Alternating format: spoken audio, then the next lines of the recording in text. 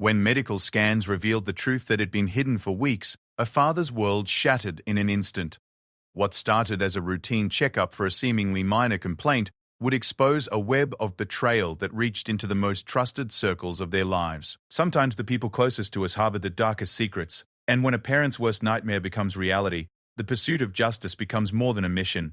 It becomes a sacred duty that will test every relationship, challenge every assumption, and force a family to confront an unthinkable truth. The afternoon sun streamed through the tall windows of Dr. Sib, Sarah Mitchell's pediatric office, casting long shadows across the examination room where 7-year-old Emma Thornton sat, swinging her legs nervously from the padded table. Her father, Senator Michael Thornton, stood nearby with his arms crossed, his usually confident demeanor replaced by visible concern. "It's probably nothing serious," Dr. Mitchell said gently, adjusting the X-ray films on the light board. "Children are remarkably resilient, and minor injuries are completely normal at her age." But as the images illuminated, the doctor's expression changed dramatically.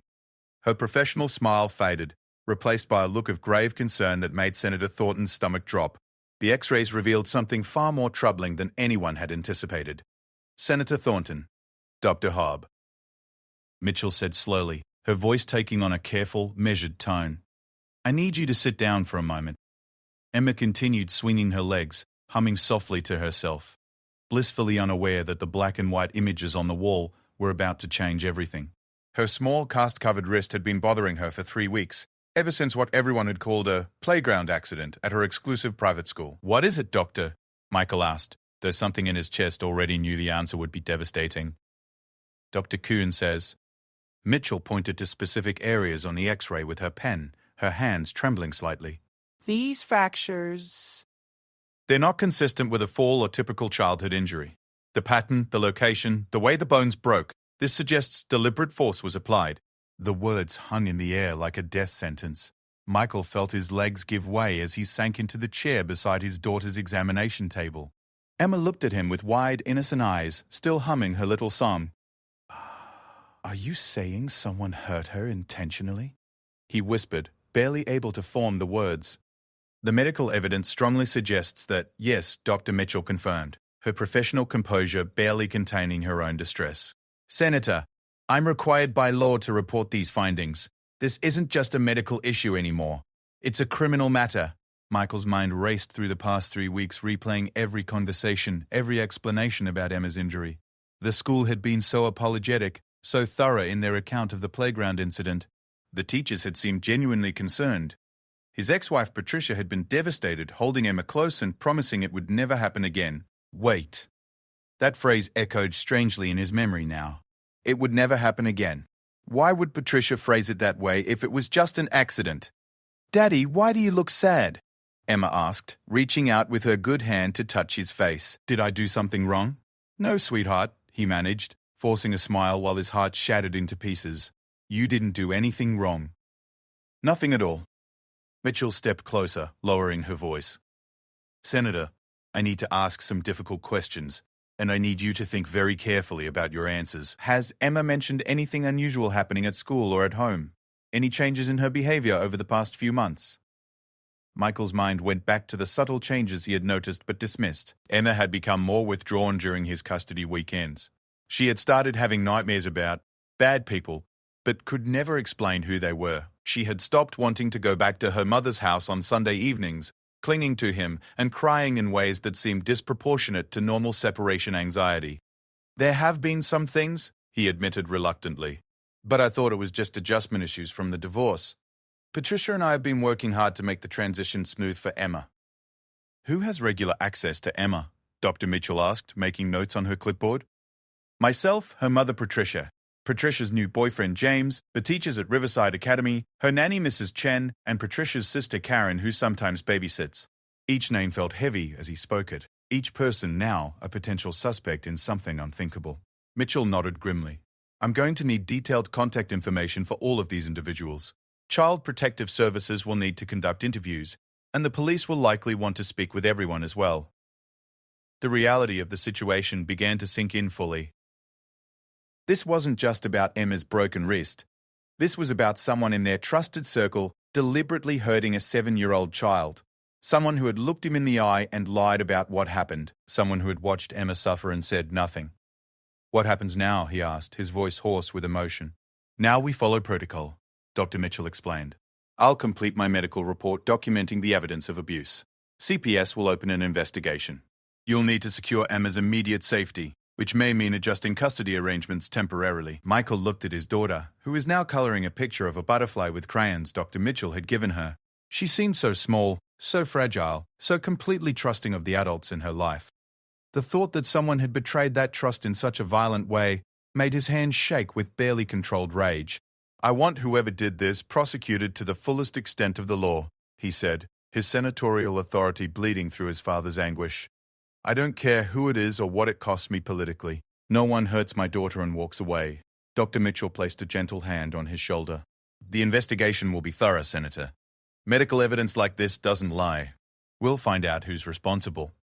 As they prepared to leave the office, Emma skipped beside him, chattering about the stickers Dr. Mitchell had given her. She had no idea that her entire world was about to be turned upside down, that trusted adults would be questioned, that her daily routine would be disrupted by investigators and social workers. Michael's phone buzzed with an incoming call from Patricia.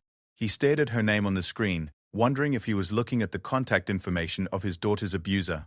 The thought made him physically ill. "Aren't you going to answer it, Daddy?" Emma asked, tugging on his jacket. "Not right now, sweetheart," he replied, declining the call. "We have some important things to take care of first." As they walked to his car, Michael's mind was already working through the implications. As a prominent senator, this case would inevitably become public. The media would dissect every aspect of their family's private life. Political opponents would use it against him. None of that mattered now. What mattered was justice for Emma, protection for his daughter, and making sure that whoever had broken the trust of a 7-year-old child would face the full consequences of their actions. The investigation would begin immediately, but Michael knew that the real battle, the fight for his daughter's safety and his family's future, was just beginning. The afternoon sun was setting as they drove home, but for Senator Michael Thornton, the darkest hours still lay ahead. The emergency meeting in Senator Thornton's downtown office felt like a war council. Detective Lisa Rodriguez from the Special Victims Unit sat across from Michael's mahogany desk, her case files spread between them like battle plans. The late evening sun cast long shadows across the room, but the gravity of the situation made the atmosphere feel heavy and dark. "Senator, I need you to understand the complexity of what we're dealing with here."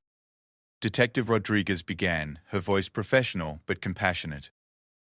"Dr. Mitchell's medical report is damning. The fracture patterns indicate someone grabbed your daughter's wrist and twisted it with significant force.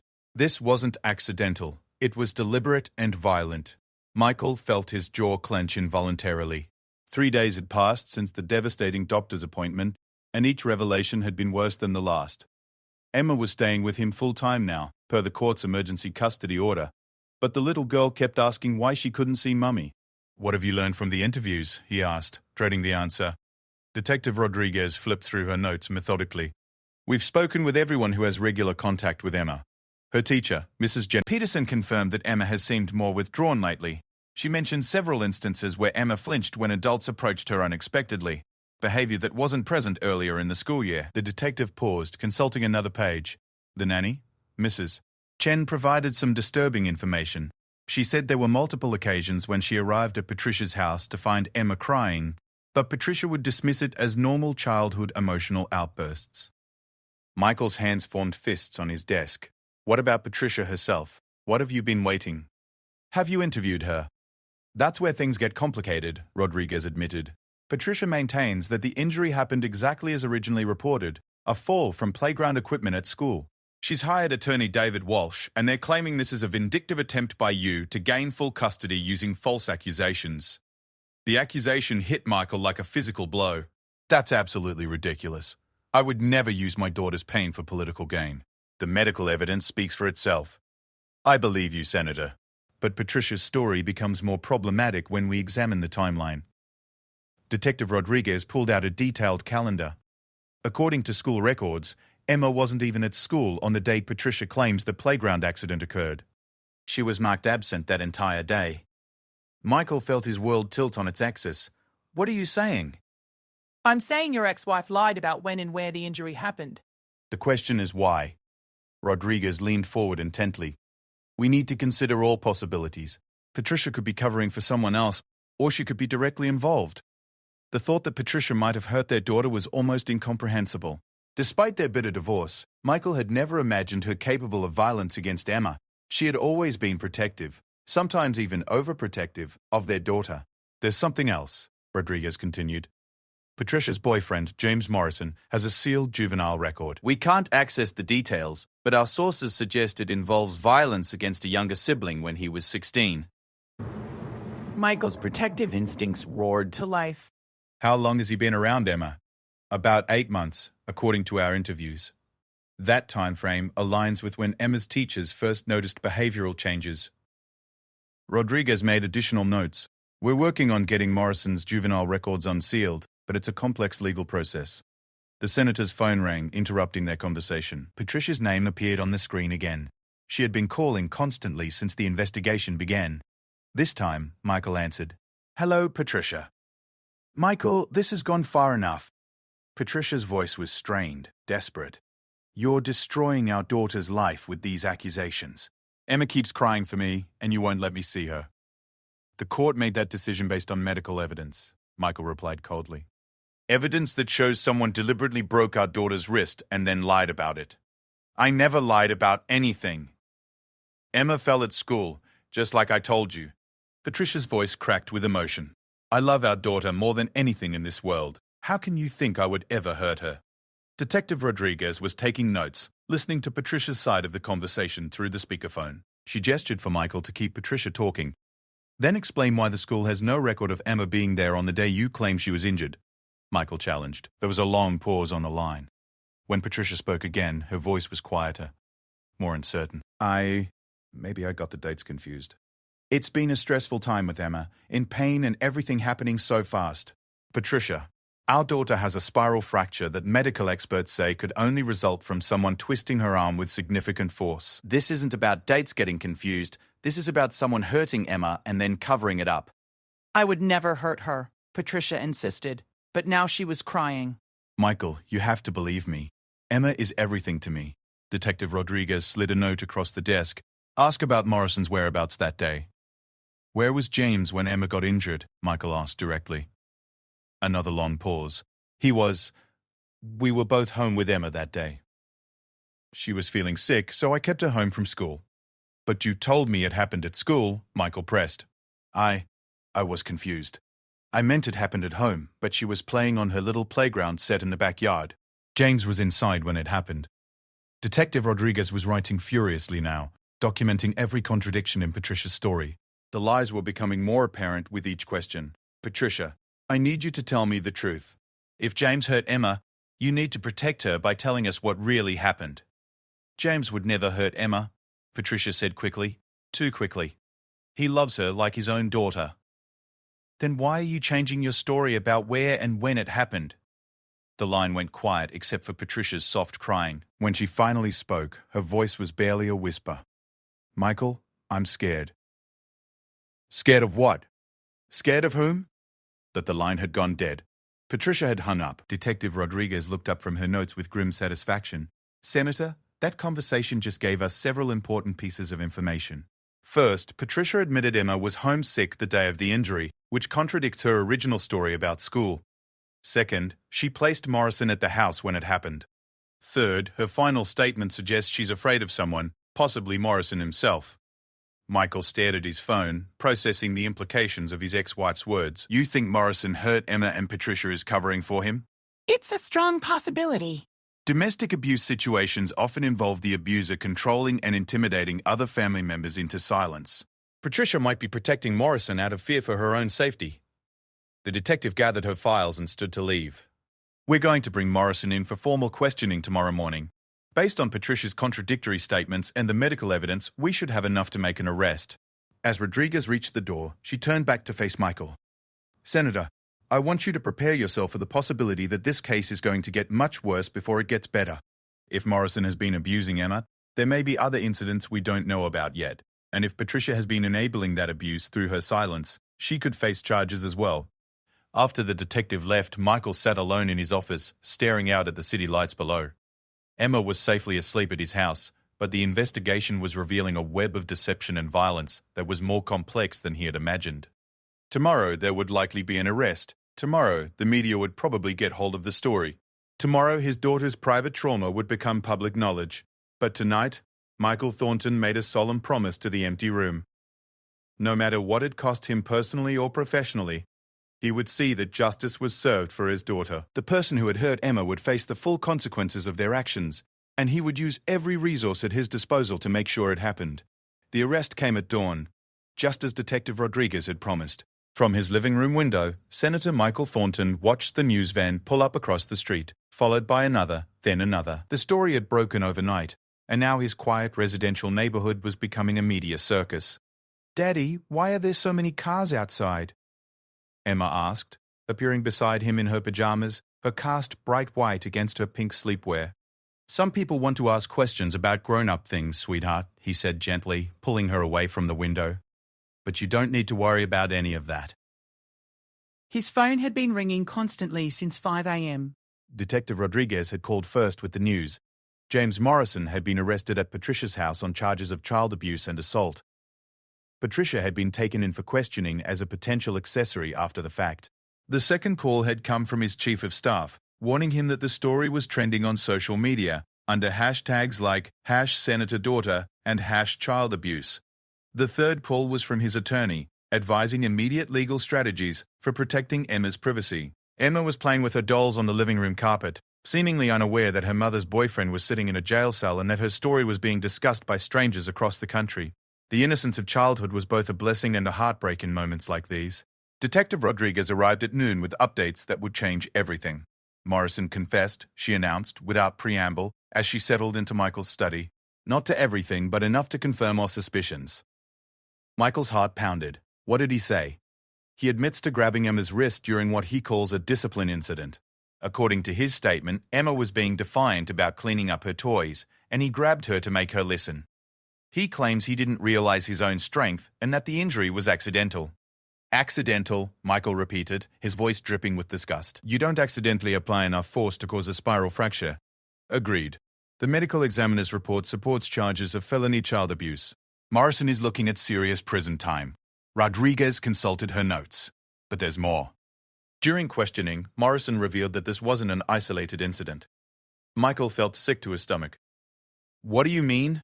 He admitted to what he called physical corrections on multiple occasions over the past 6 months. Grabbing Emma's arms, shaking her when she didn't obey quickly enough, forcing her to stand in corners for hours as punishment. Rodriguez's professional demeanor couldn't hide her own anger. This was systematic abuse disguised as discipline. The senator closed his eyes, trying to process the full scope of what his daughter had endured. And Patricia, what's her involvement in all this?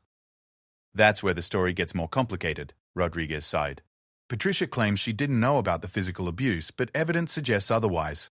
Neighbors reported hearing shouting and crying from the house on multiple occasions. Patricia's sister Karen told us that Patricia had asked her about covering up bruises on children, claiming it was for a friend dealing with an abusive situation. Michael's hands trembled with rage. She knew Morrison was hurting Emma, and she did nothing to protect her.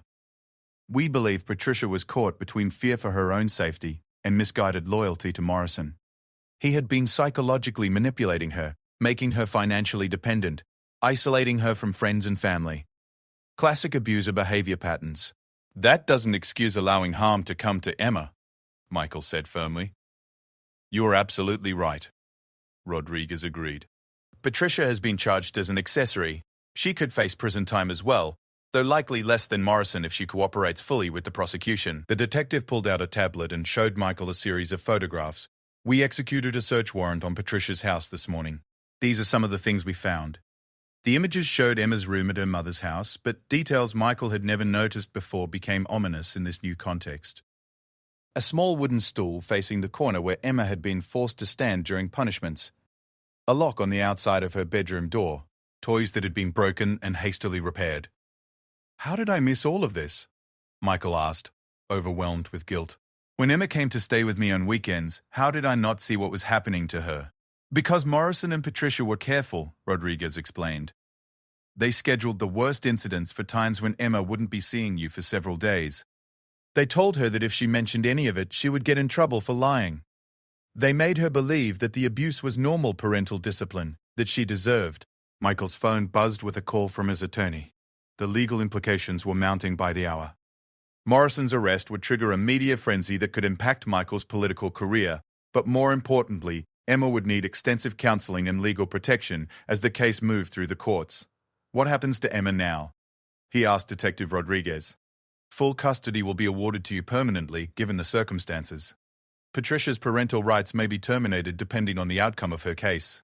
Rodriguez closed her case files. Emma will need trauma counseling, and she'll likely have to testify in child-friendly court proceedings, but she's young and resilient. With proper support, children can recover from experiences like this. After the detective left, Michael sat with Emma as she colored pictures at the kitchen table. She seemed so normal, so unaffected by the chaos surrounding her life, but he knew now that beneath her cheerful exterior she was carrying trauma that would need careful attention and professional help. Emma, he said gently, I want you to know that what happened to your wrist was not your fault. Sometimes grown-ups make very bad choices, and when that happens, other grown-ups have to step in to keep children safe. She looked up at him with wide, trusting eyes. Am I safe now, Daddy? Yes, sweetheart. You're safe now, and I promise you always will be. That evening, as news trucks continued their vigil outside his house, Michael received a call from the prosecutor's office. Morrison had been denied bail due to the severity of the charges and the risk of witness intimidation. Patricia had been released on bail, but was forbidden from contacting Emma pending trial. The case would take months to resolve fully, but the medical evidence was overwhelming. Morrison's confession was detailed, and Patricia's contradictory statements would be difficult to explain away.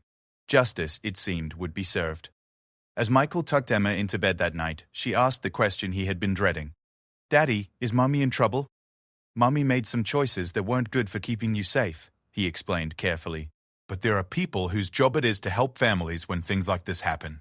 Mommy will get the help she needs, and you'll always be protected.